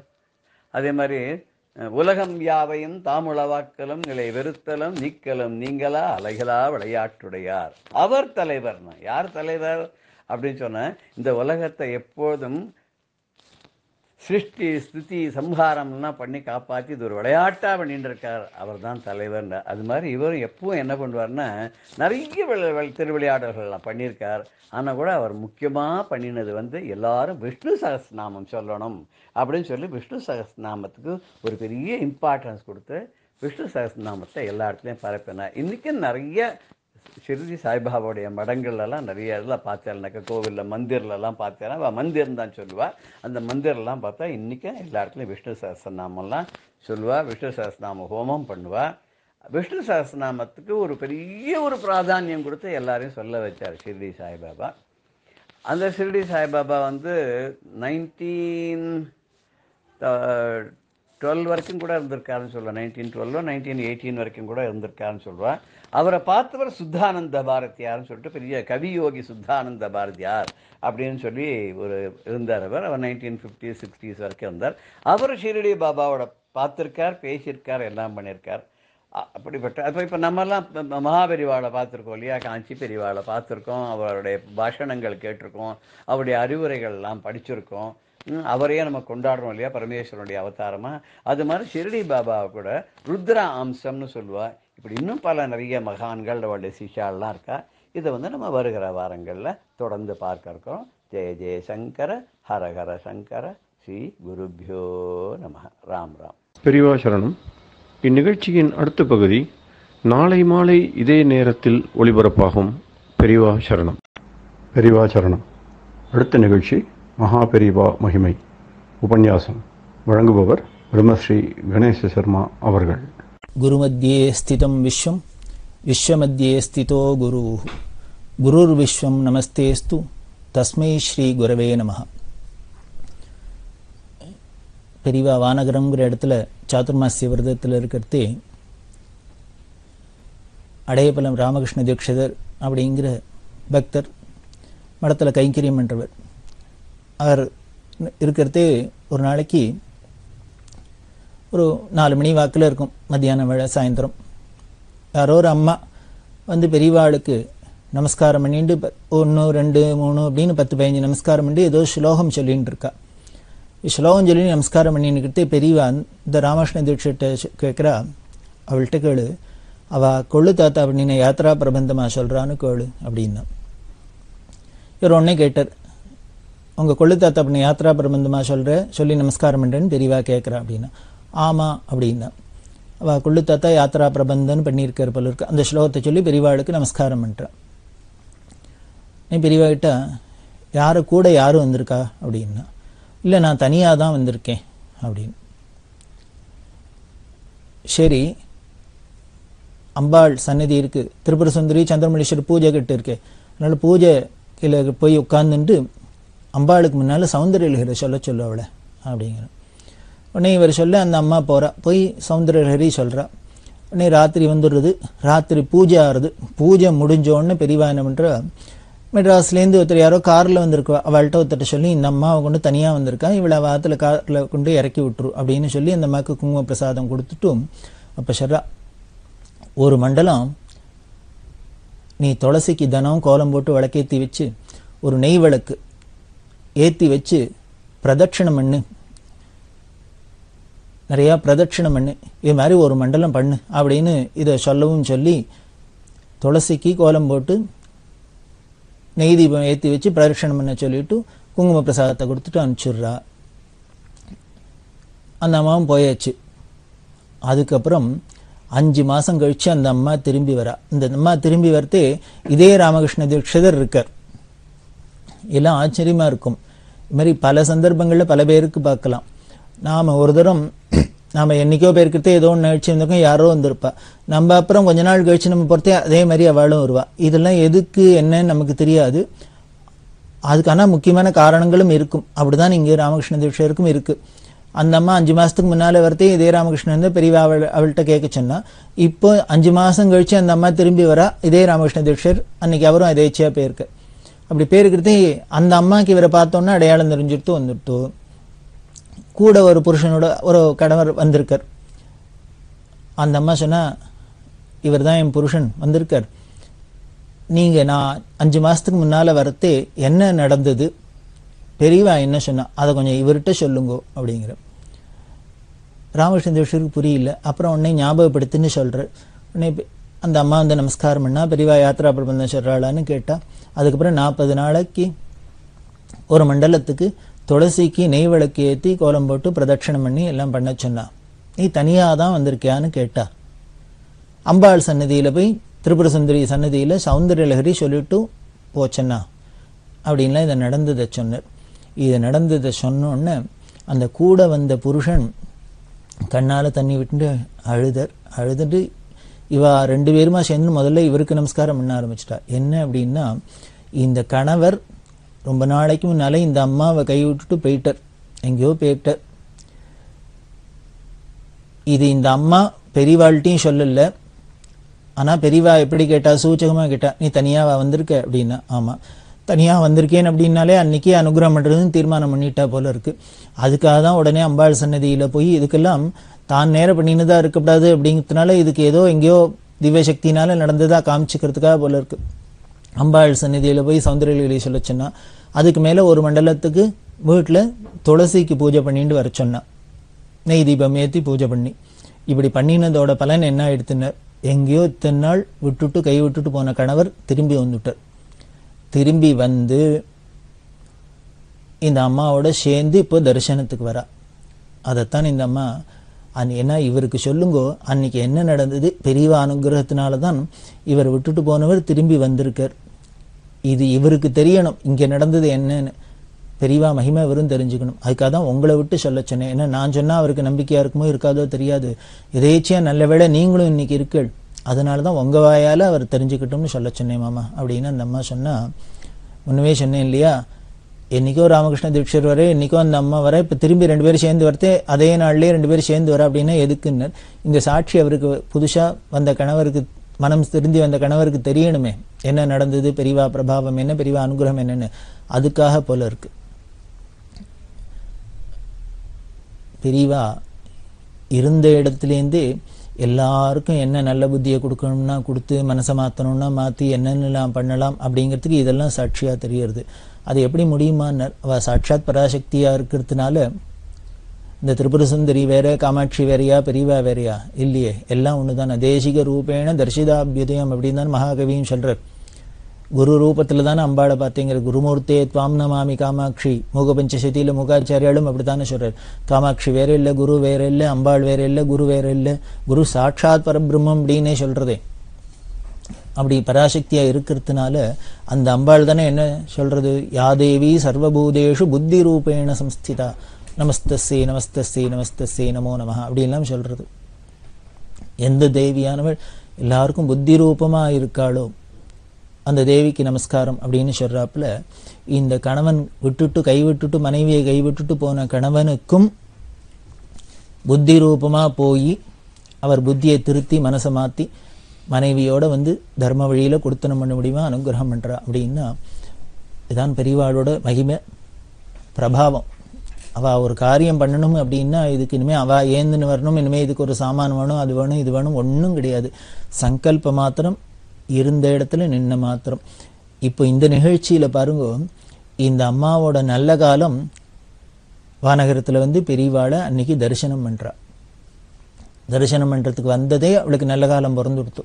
அதனால தான் பெரியவா உடனே பார்த்துட்டு அத்தனை பேருக்கு நடுப்புறவோ யாத்ரா பிரபந்தம் சொல்லி நமஸ்காரம் பண்ணுறாளா, கேளுலாம் சொல்லிவிட்டு உடனே அம்பாள் சன்னதிக்கு போ, சௌந்தர்யலஹரி பாராயணம் பண்ணு, துளசி பூஜை பண்ணு, இதெல்லாம் சொல்லுவானே அப்படின்னாலே அந்த க்ஷணமே அவளோட பிராரப்த முழுக்களும் கழிஞ்சு போயிடுத்து, பழவினை அத்தனையும் போயிடுத்து, அவளுக்கு அனுகிரகம் நல்ல காலம் பிறந்துடுத்து அப்படின்னு அர்த்தம். எப்பொழுதும் எங்களுக்கு அந்த குரு பக்தி நிலைச்சு இருக்கட்டும், எப்பொழுதும் எங்களுக்கு எப்போதும் தரிசனம் கிடைக்கட்டும், அடிக்கடி தரிசனம் கிடைக்கட்டும், அடிக்கடி எங்களுக்கு கைங்கரியம் பண்ணுறாப்புல பாக்கியம் கிடைக்கட்டும் அப்படின்னு தான் பிரார்த்தனை பண்ணலாம் பெரியவாள்கிட்ட. அப்படிதான் இந்த வானகரத்தில் இருக்கிறது இதை மாதிரி ஒரு அதிசய நிகழ்ச்சி. இப்படி இருக்கிற பெரியவா யாத்திரையை தொடர்ந்து வரா. அந்த வானகரத்தை முடிச்சுட்டு நசரத் பேட்டை அப்படின்னு இருக்கு பூந்தமல்லிக்கு பக்கத்தில். அந்த நசரத் பேட்டையில் என்ன பண்ணினா ஒரு பெரிய சமஸ்கிருத கல்வி கழகத்தை திறந்து வச்சா. அது 1960ஆம் வருஷம் பிப்ரவரி மாதம் சமஸ்கிருத எஜுகேஷன் சொசைட்டி அதை அங்கே சமஸ்கிருத அபிவிருத்திக்காக அங்கே நசரத் பேட்டையில் திறந்து வச்சா. எதனால நசரத் பேட்டையில் அப்படின்னா, தமிழகத்தில் முதலமைச்சராக இருந்தார் பக்தவத்சலம் அப்படின்னு. அந்த பக்தவத்சலம் பரமபக்தர், பெரியவாள்கிட்ட அப்படி ஒரு பக்தி. அவரோட பக்தியை சொல்லணும்னா சொல்லி மாளாது. பெரியவா இங்கே மயிலாப்பூரில் இருக்கிறது அப்பப்போ தரிசனத்துக்குலாம் வர பல நாள்லாம் அப்பப்போ எங்கே முடிஞ்சதோ தரிசனத்துக்கு வந்திருக்கு. அப்படி ஒரு தடவை வரத்தே யாரோ மர உரி கொண்டு கொடுத்துருந்தா. இந்த மர உரி அப்படின்னு ரிஷிகள்லாம் கட்டின பேர் ராமர் மர உரி தரிச்சுன்னு தான் காட்டுக்கு போனார் அப்படின்லாம் சொல்ல முடியும். ரிஷிகளுக்கு அந்த வஸ்திரம்ங்கிறது ஒரு மர உரி, அதாவது மரத்தோட அந்த பட்டை, பெரிய சில மரங்கள்லாம் இருக்குது அதுக்குன்னு ஸ்பெஷலாக பெரிய மரங்களோட அந்த பட்டையை என்ன பண்ணுவா, இந்த மேல் தோலி இருக்கு இந்த பட்டை, அதை உரிச்சு எடுப்பா. உரிச்சு எடுத்துட்டு அது எடுத்தாலே இப்படி லேயர் மாதிரி அழகாக வரும். அதுக்கப்புறம் அதை பதம்லாம் பண்ணி அதுக்கு ப்ராசஸ்லாம் இருக்குது. பண்ணினா ஜம்முன்னு மெதுன்னு ரஜாய் மாதிரி அழகாக பிரமாதமாக இருக்கும். அதை வஸ்திரமாக கட்டிக்கிறது. மடி இதை துவைக்க வேண்டாம் நினைக்க வேண்டாம், இதெல்லாம் அவ்வளோ மடிக்காக இருக்கிறதுனால இந்த மர உரி அப்படிங்கிறது ரிஷிகள்லாம் கட்டின்னு நம்ம பார்க்குறோம். இந்த காலத்திலையும் 20ஆம் நூற்றாண்டுலையும் இப்படி மர உரியெல்லாம் கட்டின்னு யாரையானு பார்க்கலாம் அப்படின்னா அது பெரியவாளை தான் பார்க்கலாம். அப்படி பெரியவா என்ன பண்ணால் அந்த மர உரி யாரோ கொண்டு கொடுத்துருக்கா, அதை சுத்தின்னு நிற்கிறா பெரியவா. இந்த சமயத்தில் முதலமைச்சர் வந்துட்டு பக்தவத்சலம் வந்தால் ஒரு சீஃப் மினிஸ்டர் வர அப்படின்னா அவளுக்கு அந்த பதவிக்கு உண்டான ஒரு மரியாதை அந்தஸ்தெல்லாம் இருக்கும் இல்லையோ. அப்போ பார்த்தா இவ வாட்டுக்கு இந்த மர உரியை சுற்றின்னு நிற்கிறா. முதலமைச்சர் வந்து நமஸ்காரம் பண்ணோன்னு பெரியவா அவர் தப்பாக நினச்சிக்க கூடாது அப்படின்னு சமாளிக்கிறாப்பல தமாஷ்க்கு சொன்னால், பாரு நான் அப்படி தான் காட்டு மிராண்டி எத்தவனா சுற்றின்னு நிற்பேன், அதனால் நீ ஒன்றும் கண்டுக்காத அப்படின்னா. ஏன்னா இவ ஒரு இலையை கட்டின்னு தழையை கட்டின்னு நிற்கிறாப்புல இந்த மர உரியை கட்டின்னு நிற்கிற ஒரு சிஎம் மரத்தே அப்படின்றது. அதுக்காக இவ சொல்கிறா, நான் ஒரு காட்டு மிராண்டி இப்படி தான் எத்தவனா சுற்றின்னு நிற்பேன், அதனால் நீ எல்லாம் கண்டுக்காத அப்படின்னு சொன்னால், உடனே அவர் சொன்ன வார்த்தை அவரோட பக்தியை வெளிப்படுத்துறது. அவர் என்ன சொன்னேன்னு, எனக்கு ஜென்மாந்திர பாக்கியம் ஜென்மாந்திரத்தில் பண்ணி பாக்கியம் இருந்ததுனால இப்படி மர உரியில் ராமச்சந்திரமூர்த்தியாக பெரியவாளை தரிசனம் பண்ணுறாப்புல கிடைச்சிது. ராமர் காட்டுக்கு போயிருக்கிறது எப்படி இருந்திருப்பார், கோதண்டபாணியாக மர உரியோட இருந்திருப்பார் அப்படின்னு தெரியாது. ஆனால் இன்னைக்கு என்னோட ஜென்மாந்திர பாக்கியம் அந்த ராமரோட மறுவடியுமான பிரத்யக்ஷ ராமரை பெரியவாளை இப்படி மர உரியில் தரிசனம் பண்ணுறேன், அதனால ராமரா எனக்கு இன்னைக்கு தரிசனம் கிடைச்சது, அதனால மகாபாகியம் அப்படின்னு அவர் உடனே பதில் சொன்னார். இது அவரோட மனோபாவத்தை காமிக்கிறது, பக்தியை பெருக்க காமிக்கிறது. அப்படிதான் இருந்த ஒரு பெரிய பரமபக்தர் பக்தவத்சலம். இன்னும் பல சந்தர்ப்பங்களில் அவரோட பக்தி எப்படியெல்லாம் வெளிப்பட்டதுன்னு பார்த்துட்டே வரப்போகிறோம். அந்த பக்தவத்சலத்தோட மருமகன் சிஎன் வரதராஜன் அப்படிங்கிறவர், அவரும் இந்த குடும்பமே பரம பக்தியோட தான் இருந்திருக்கு பெரியவாள்கிட்ட. இந்த சிஎன் வரதராஜன் என்ன பண்ணார், ஒரு 10 ஏக்கர் நிலம் இந்த நசரத் பேட்டையில் பெரியவாளுக்கு தானம் பண்ணினர், மடத்துக்காக கொடுத்தார், நல்ல காரியங்களுக்கு உபயோகப்படுத்தணும் அப்படின்னு. அதனால் இந்த நசரத் பேட்டையில் சிஎன் வரதராஜன் அவர்கள் 10 ஏக்கர் நிலம் கொடுத்ததுனால அதை சமஸ்கிருத அபிவிருத்திக்காக அதை அங்கே ஒரு கல்வி சாலை அமைக்கணும் அப்படின்ட்டு தான் பெரியவா அந்த 1960ஆம் வருஷம் அந்த நசரத் பேட்டையில் சமஸ்கிருத கல்விக் கழகத்தை துவக்கி வச்சா. அப்படி இந்த நசரத் பேட்டை அதை தாண்டி வருஷா கொஞ்சம் கொஞ்சமாக யாத்திரை பண்ணிட்டு 1960ஆம் வருஷம் மார்ச் மாதம் 16ஆம் தேதி அடையப்பலம்னு இருக்குது, நார்த்தார்காடு ஜில்லையில் வேலூர் பக்கத்தில் அந்த பக்கம் அடையப்பலம் அப்படின்னு.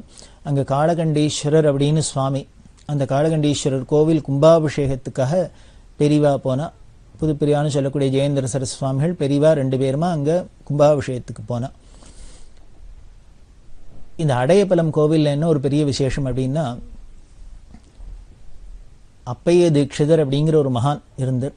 இந்த அப்பைய தீட்சிதர்ங்கிறவர் பெரிய மகான், மகா வித்வான், 104 கிரந்தங்கள் எழுதியிருக்கார். அப்படி 104 கிரந்தங்கள்லாம் எழுதின அந்த தீட்சிதருக்கு சின்ன பொம்மன் அப்படிங்கிற ராஜா கனகாபிஷேகம் பண்ணினான். அந்த கனகாபிஷேகம் பண்ணின அந்த பவுனை என்ன பண்ணார் தீட்சிதர், அடையப்பலம் தீட்சிதர், அப்பைய தீட்சிதர் தான் துளி கூட அதை சொந்த உபயோகத்துக்கு எடுத்துக்காத தன்னோட சொந்த ஊரான அடையப்பலத்தில் ஒரு பெருமாள் கோவில், சிவன் கோவில் 2 கட்டினார். அப்படி கட்டப்பட்டு தான் இந்த கோவில், மகானான அப்பைய தீட்சத்தினால அவர் ஊரில் அடையப்பலத்தில் கட்டப்பட்டு தான் இந்த சிவன் கோவில், பெருமாள் கோவில். ராஜா சின்ன பொம்மன் பண்ணின கனகாபிஷேகத்தில் இருக்கிற பவுனை வச்சுன்னு கோவில் கட்டினா. அந்த கோவில் ரொம்ப சீத்தளமாக இருந்தது. அப்பப்போ அதை ரெனோவேட் பண்ணி புனருத்தாரணம் பண்ணி கும்பாபிஷேகம் பண்ணுமே, அப்படி பண்ணணும் அப்படிங்கிறது 1958ஆம் வருஷம் வாக்கில் அந்த ஊரை சேர்ந்து இந்த ராமகிருஷ்ண தீட்சிதர் அப்படின்னு சொன்னேன். இவர் அந்த அடையப்பலம் அப்பைய தீட்சர் வம்சத்தில் பரம்பரையில் வந்தவர் தான்.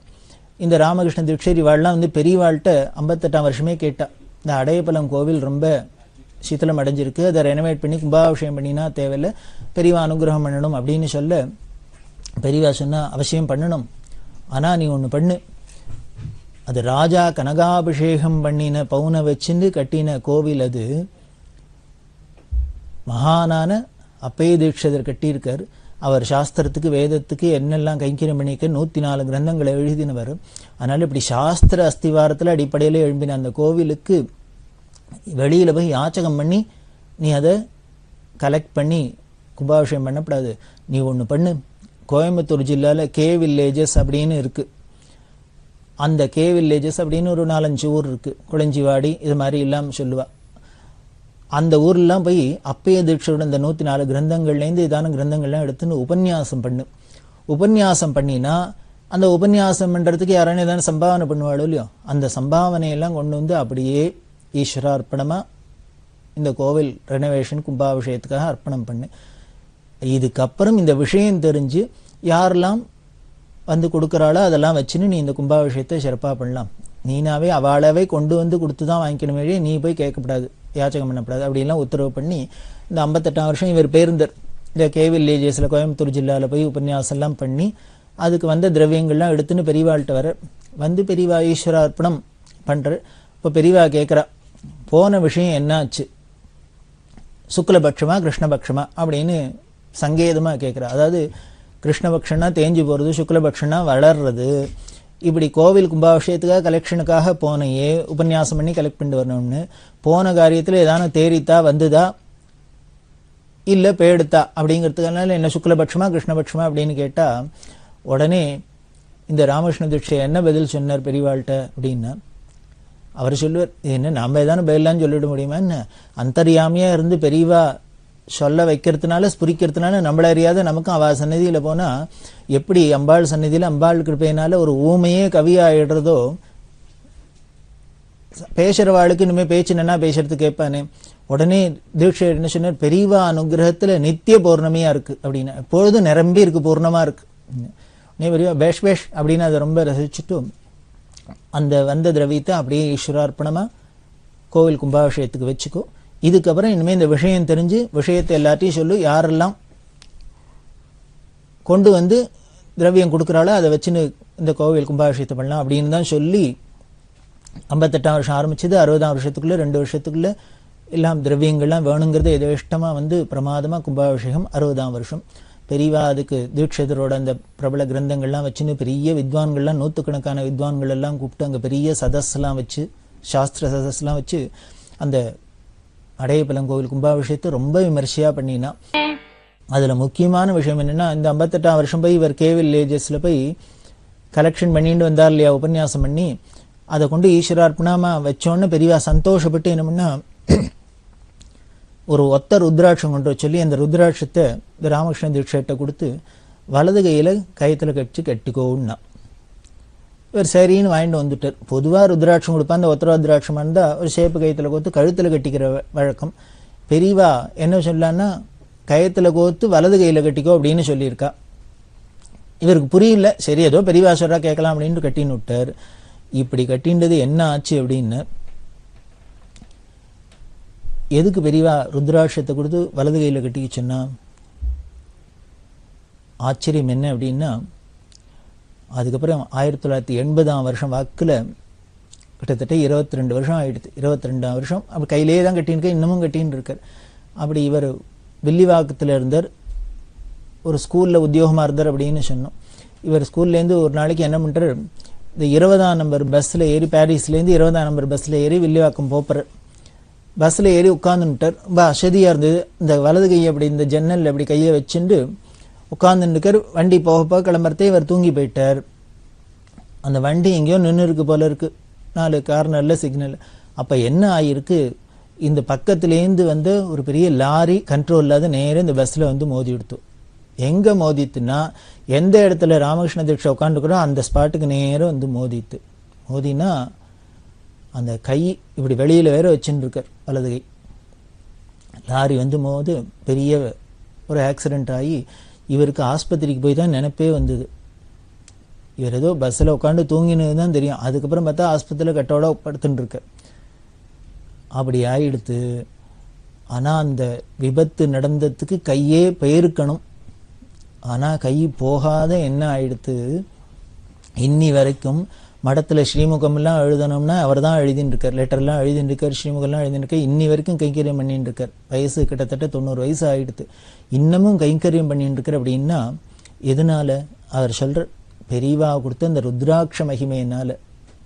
அன்னைக்கு 58ஆம் வருஷம் என்ன பண்ணினா ஒரு ருத்ராட்சத்தை கொடுத்து கயத்தில் கொடுத்து வலது கையில் கட்டிக்கோ அப்படின்னு பெரியவா சொன்னா, அன்னைக்கு புரியல எதுக்கு வலது கையில் கட்டிக்க சொல்றா, ருத்ராட்சத்தை கழுத்தில் போட்டுக்கூடாதா, ஏன் சொல்றான்னு நமக்கு புரியாத இருந்தது. ஆனால் 22 வருஷத்துக்கு அப்புறம் இந்த கைக்கு ஆபத்து வரப்போகுது, இந்த கையை காப்பாற்றணும். இதுக்கு முன்னாலேயும் என்ன பண்ணியிருக்கிறவர், அடையப்பலம் கோவில் கும்பாபிஷேகத்துக்காக போய் உபன்யாசம் பண்ணி அந்த வந்தர திரவியத்தை அர்ப்பணம் பண்ணியிருக்கார். கைங்கரியம் பண்ணியிருக்க, ஈஸ்வர கைங்கரியம் பண்ணியிருக்கார். அப்படி ஈஸ்வர கைங்கரியம் பண்ணின கைக்கு ஒரு ஆபத்து வரலாமா, அதுக்காகவும் ருத்ராட்சம் கொடுத்து பாதுகாக்கிறா. இன்னும் இந்த கைங்கரியத்தோட இல்லை, இன்னும் நிறையா நாள் கைங்கரியம் பண்ணணும் மடத்துக்கு அப்படிங்கிற ஒரு சங்கல்பமும் பெரியவாளுக்கு இருக்கிறதுனாலேயே இந்த கையை காப்பாற்றிருக்கா. 22 வருஷத்துக்கு அப்புறம் இந்த கைக்கு ஒரு ஆபத்து வரப்போகுதுங்கிறதுக்காக எவ்வளோ முன்னுக்கு முன்னதாகவே பெரியவா நமக்கு அனுகிரகம் பண்ணி பிரசாதம் கொடுத்து நம்மளை காப்பாற்றின்னு இருக்கா. அப்படின்னா அந்த பெரியவாளோட கருணை என்ன சொல்றது, நாம் எதுக்கு அப்புறம் இப்படி ஒரு பெரியவா இருக்கிறதே, இப்படி ஒரு மகான் கிடைச்சிருக்கிறதே நாம் ஏன் கவலைப்படணும், வேற எங்கே போகணும், எதை தேடணும், நமக்கே தெரியாது நமக்கு என்ன வரப்போகிறதுன்னு. ஆனால் பெரியவா திருக்கால ஞானியாக இருக்கிறதுனால நம்மளோட பழவினைகள்லாம் போக்கி நமக்கு நல்லது பண்ணணும், நமக்கு அனுகிரகம் பண்ணணுங்கிறதுக்காகவே இப்படி பார்த்து தான் பண்ணிட்டு இருக்கா. அப்படிதான் இந்த அடையப்பலம் கும்பாபிஷேகம் ஆச்சு. அதில் இந்த ராமகிருஷ்ண தீட்சருக்கு இப்படி ஒரு அனுபவம். அப்படி பெரியவா யாத்திரை பண்ணிட்டு அந்த 1960ஆம் வருஷத்தில் காமநாயகன் பாளையம் அப்படிங்கிற இடத்துல சாதுர்மாசியத்தை பண்ணினா. இந்த காமநாயகன் பாளையத்திலையும் ரொம்ப விமர்சையாக நடந்தது. அந்த சாதுர்மாசியத்தை முடிச்சுட்டு 1960ஆம் வருஷம் ஏப்ரல் மாதம் 6ஆம் தேதி திருவானைக்காவில் அகிலாண்டேஸ்வரிக்கு கும்பாபிஷேகம். அந்த கும்பாபிஷேகத்துக்கு பெரியவா புதுப்பெரியவா 2 பேருமா வந்து அந்த 60ஆம் வருஷம் ரொம்ப விமர்சையாக அகிலாண்டேஸ்வரி கும்பாபிஷேகத்தை முடிச்சுட்டு, இந்த அகிலாண்டேஸ்வரி அந்த க்ஷேத்திர மகிமை, மடத்துக்கும் அதுக்கும் உள்ள தொடர்பு, சங்கரருக்கும் இந்த மடத்துக்கும் உள்ள தொடர்பு, அந்த திருவானைக்காவலுக்கும் உள்ள தொடர்பு எல்லாத்தையும் முன்னமே பார்த்துட்டு இருக்கோம், பல சந்தர்ப்பங்களில் பார்த்துருக்கோம். அதனால இவ 2 காமகோடி பீடாதிபதிகளுமா இங்கே கும்பாபிஷேகத்தை பண்ணி வச்சுட்டு 1961ஆம் வருஷம் பிப்ரவரி மாதம் கும்பகோணத்துக்கு விஜயம் பண்ணினா. இந்த கும்பகோணம் விஜயம் 61ஆம் வருஷத்தில் புதுப்பிரிவா ஜெயேந்திர சரஸ்வதி சுவாமிகள் ஆசிரமம் வாங்கிட்டு பீடாதிபதிகளாக வந்ததுக்கப்புறம் முதல்ல கும்பகோணத்துக்கு முதல் முறையாக விஜயம் பண்ணுறா. முன்னமே பார்த்தோம் 18ஆம் நூற்றாண்டுலேருந்து இந்த காமகோடி பீடத்தோட தலைமையகமாக இந்த கும்பகோணம் இயங்கிட்டு வந்தது. ஒரு ராஜதானியாக இருந்ததுனால மடத்துக்கும் இந்த காமகோடி பீடத்துக்கும் கும்பகோணத்துக்கும் ஒரு நெருங்கிய தொடர்பு உண்டு. அப்போ ஏற்பட்ட இடத்துக்கு முதல்ல பெரியவாளோட வாரிசான ஜெயேந்திர சரஸ்வதி சுவாமிகள் முதல்ல வந்தால் ரொம்ப விமர்சையாக அங்கே பட்டண பிரவேசம்லாம் நடந்தது. புதுப்பெரியவாளை யானை மேலே உட்காத்தி வச்சு பெரியவாளுக்கு புஷ்ப பல்லாக்கு இதெல்லாம் பண்ணி ரொம்ப விமர்சையாக நடந்தது. அதுக்கப்புறம் அங்கேருந்து புதுக்கோட்டை வழியால் இளையாத்தங்குடிக்கு போனால், அந்த இளையாத்தங்குடியில் போய் பெரியவா 2 வருஷம் போல் தங்கியிருந்தா. புதுப்பெரியவா பட்டத்துக்கு வந்ததுக்கு அப்புறம் 1961ஆம் வருஷம் 62ஆம் வருஷம் 2 வருஷமும் இளையாத்தங்குடியிலே பெரியவா இருந்தா. இந்த இளையாத்தங்குடியில் இருக்கிறதே ரொம்ப ஆச்சரியம்.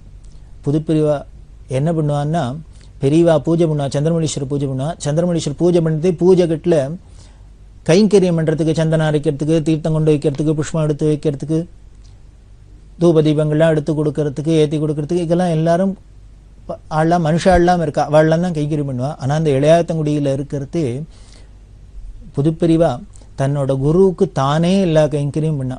பார்த்தவாள்லாம் சொல்லுவா, ஒரு கையில் தண்டத்தையும் அடிக்கிண்டு இவா தீபாரதனை ஏற்றி கொடுக்கறதும், இனிமேல் அதை எடுத்து வைக்கிறதும், இதை எடுத்து வைக்கிறதும், இவா பண்ணுற காரியத்தை பார்த்தா சுருன்னு தேனி மாதிரி ஆச்சரியமாக இருக்கும்.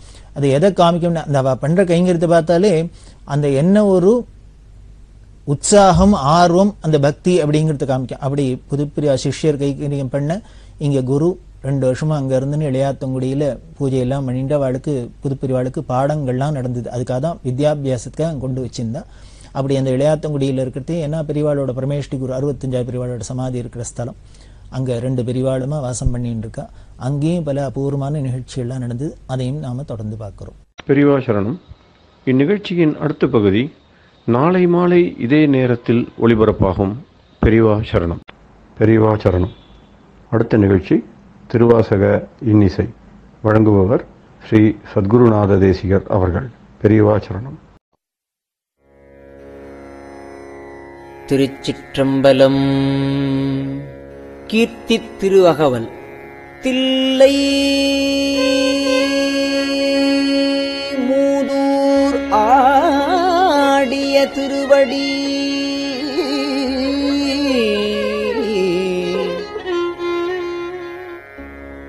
பல்லுயிரெல்லாம் பயின்றனன் ஆகி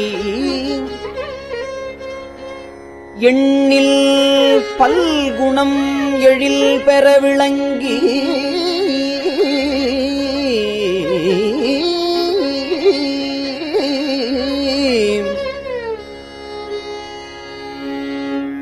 மண்ணும் விண்ணும் வானோர் உலகும்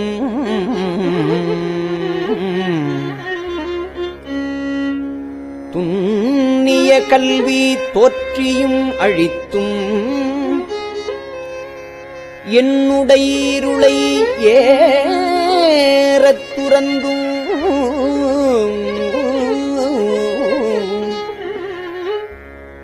அடியார் உள்ளத்து அன்பு மீது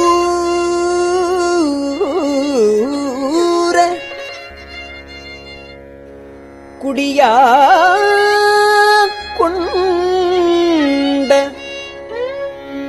கொள்கையும் சிறப்பும் மன்னு மாமலை மகேந்திரம் அதனில் சொன்ன ஆகமம் தோற்றுவித்து அருளியும்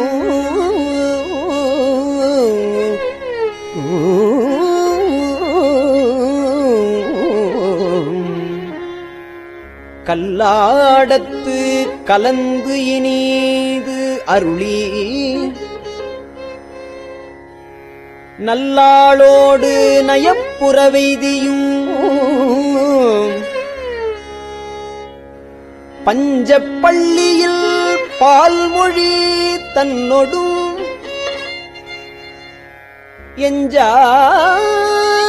எஞ்சாது ஈண்டும் இன்னருள் விளைத்தும்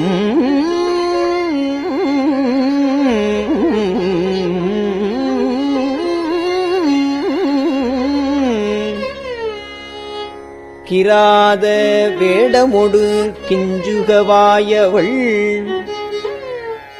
விராவு கொங்கை நல் தடம் படிந்தும்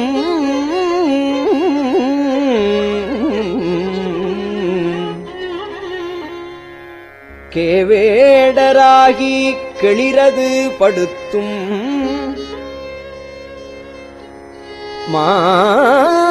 மாவேட்டாகிய ஆகமம் வாங்கியும் மற்றவை தம்மை மகேந்திரத்து இருந்து உற்ற ஐமுகங்களால் பணித்து அருளியும் உற்ற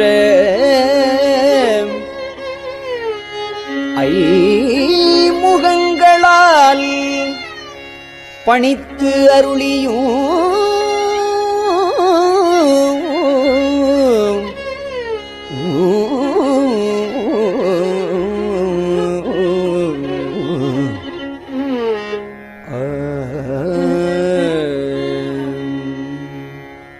நந்தம் பாடியில் நான் மறையோ நாய் நந்தம் பாடியில் நான் மறையோ நாய் அந்தமில் ஆரிய நாய் அமர்ந்து அருளியும் வேறு வேறு உருவம் வேறு வேறு உருவம் வேறு வேறு இயற்கையும் நூறு நூறாயிரம் இயல்பினதாகி ஏருடை ஈசன் புவனியை உய்ய ஏருடை புவனியை உய்ய ஊருடை மங்கையும் தானும் வந்து அருளி குதிரையை கொண்டு குடநாடதன் இசை சதுர்பட சாத்தாய் தான் எழுந்தருளியும் வேலம்புத்தூர் விட்டேறு அருளி கோலம் போலிவு காட்டிய கொள்கையும் தர்ப்பணம் அதனில் சாந்தம் புத்தூர் விற்பொரு வேடற்கு ஈந்த விளைவும் மொக்கணி அருளிய முழுத்தழல் மேனி சொக்கதாக காட்டிய துன்மையும் அரியோடு பிரம்மர்க்கு அளவறி உண்ணா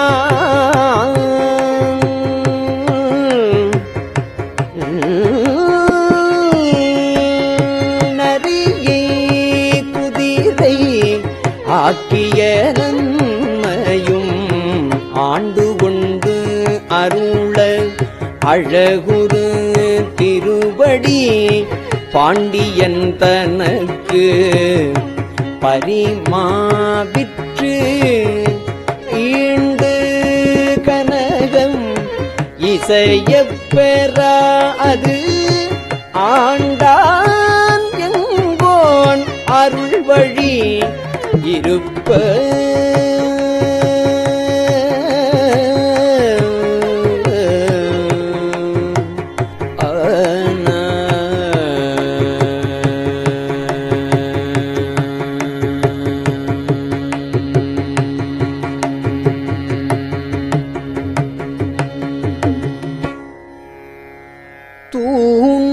தூண்டு சோதி தோற்றிய தொன்மையும்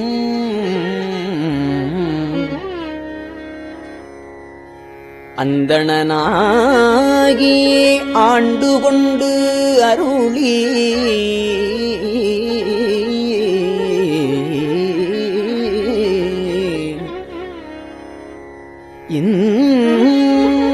இந்திரஞாலம் காட்டிய இயல்பும்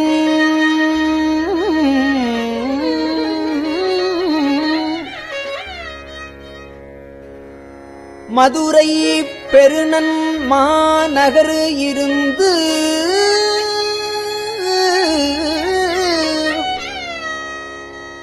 குதிரைச் சேவகனாகிய கொள்கையும்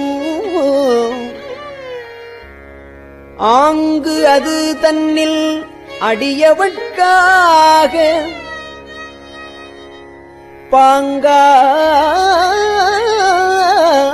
பாங்காய் மண் சுமந்து அருளிய பரிசும்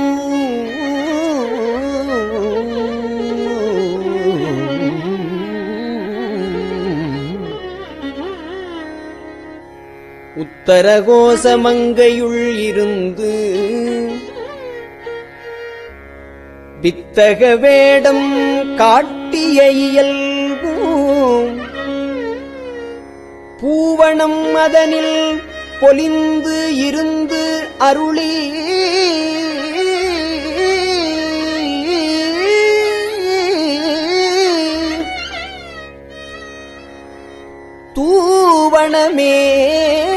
தூவணமேனி காட்டிய தொன்மையும்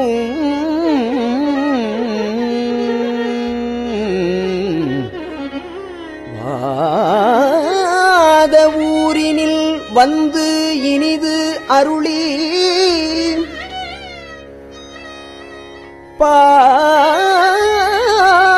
பாதச்சிலம்பு ஒலி காட்டிய பண்பும் திருவார் பெருந்துரை செல்வனாகி கருவார் சோதியில் கரந்த கள்ளமும் பூவலமதனில் பொலிந்து இனிது அருளி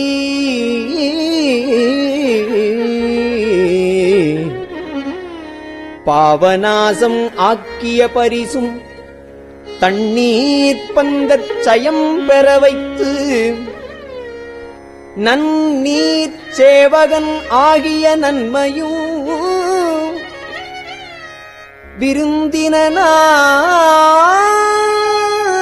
விருந்தினாகி வெண்காடு அதனில் குருந்தின் கீழ் அன்று இருந்த கொள்கையும்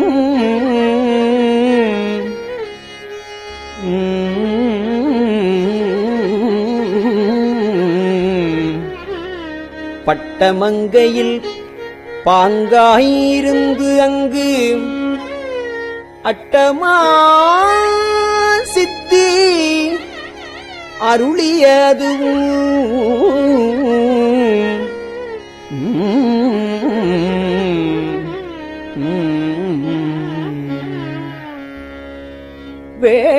வேடுவனாகி வெண்டுரு குண்டு வேடுவனாகி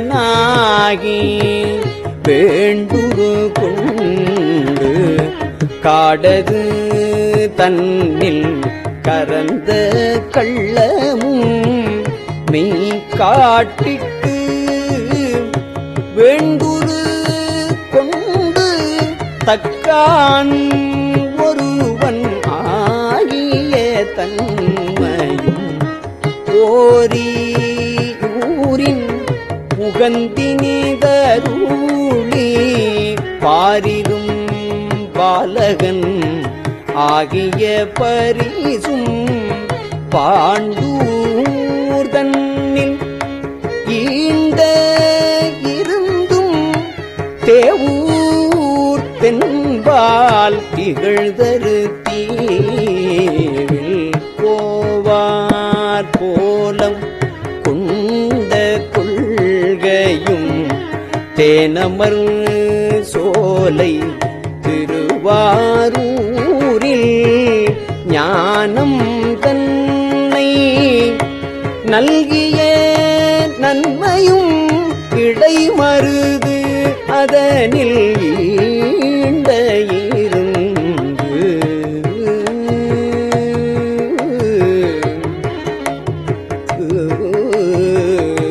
படிம பாதம் வைத்த அப்பரிசும் ஏகம்பத்தின் இயல்பாயிருந்து பாகம் பெண்ணோடு ஆயின பரிசும் திருவாஞ்சியத்தில் சீவரையிருந்து மறுவார் குழலியோடு மகிழ்ந்த வண்ணமும்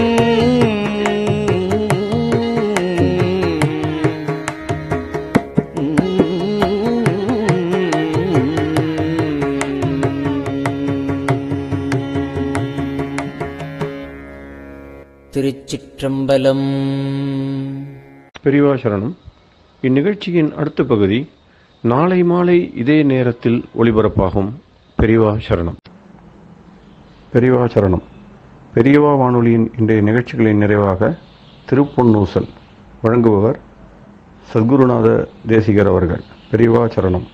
திருச்சிற்றம்பலம். திருப்பொன்னூசல். மூன்றங்கிலங்கு நயனத்தன் மூவாத வாந்தங்கு தேவர்களும் காணாமலர் அடிகள் தேன் தங்கு தித்தித்து அமுதூரி தான் தெளிந்தங்கு ஊந்தங்கு நின்றூருக்கும் உத்தர கோசமங்கை போந்தங்கு இடை மருது பாடி குலமஞ்சை போன்றங்கு அனநடையீர் பொன்னூசலாடாமோ போன்றங்கு அனநடையீர் பொன்னூசலாடாமோ ஊசலாடாமோ.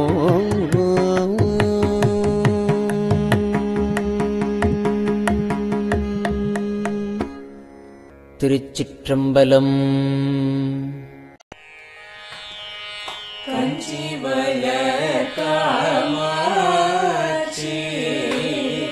தன் குழந்தாய் சங்கரரே கஞ்சி வளர் காமாட்சி தன் குழந்தாய் சங்கரரே குரு சந்திரசேகரரே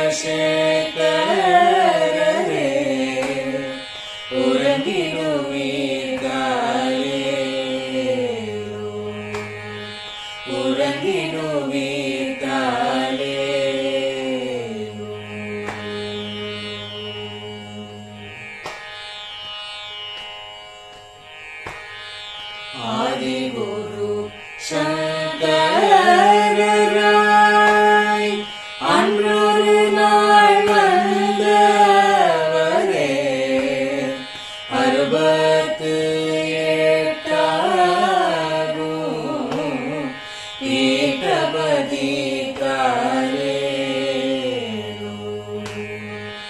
ஏழுலகும் பூப்பவரே காப்பவரே கடப்பவரே எல்லோர்க்கும் அருள்பவரே உறங்கிடுவீர்காலே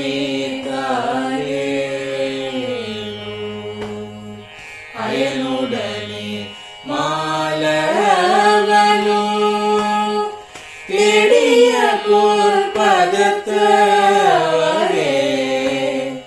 அருமறைகள் சாற்றும் முயல் மலர்பதமே காலே முக்தி நிலை எய்திடவே சக்தி தரும் சத்குருவே முக்தி நிலை எய்திடவே சக்தி தரும் சத்குருவே நித்தமெங்கள் நாவீசையில் நித்திரை கொள்தாயே நித்தமெங்கள் நாவீசையில் நித்திரை கொள்தாயே நித்தமெங்கள் நாவீசையில் நித்திரை கொள்தாயே.